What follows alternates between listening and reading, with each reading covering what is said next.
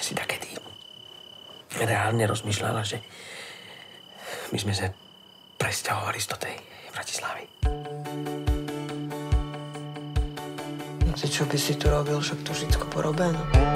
A ty, synku môj, keď si nepoklášiš kolo altánku, tak prišiham tu, jak tu stojím, že tak aj umrem. Možno sa ti zdá, že nie som tým, čím som. Však mama je mŕtva.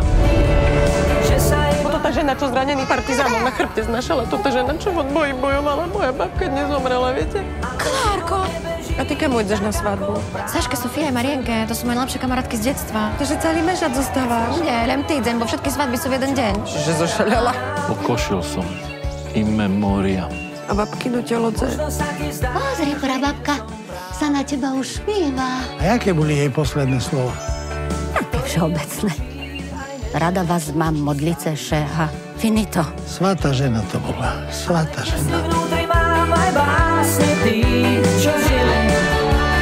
Liter paľonky, liter cigelky a budeš jak rybka. Jak rybka? A na svadbu si dám tabletky také overené, co používajú agenti KGB. Lepšiu ženu ja som nikdy nestretol. To vážne. Štefan. Veronika! Ale není zlý nápad, že teraz, keď sa jak rodina rozširujete, že by si možno skúsila žiť na východze?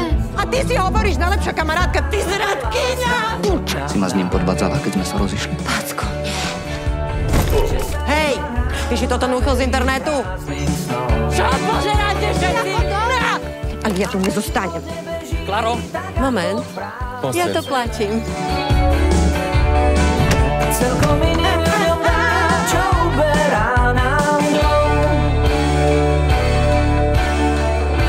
Vyhlasujem vás za 2 zrastené korene, ktorým je súdené, aby z nich vyrástol zdravý strom.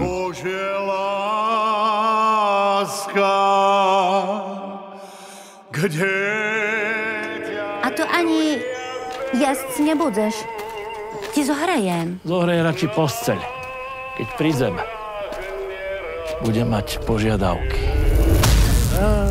Kde kúra vládne, tam kohút je ticho.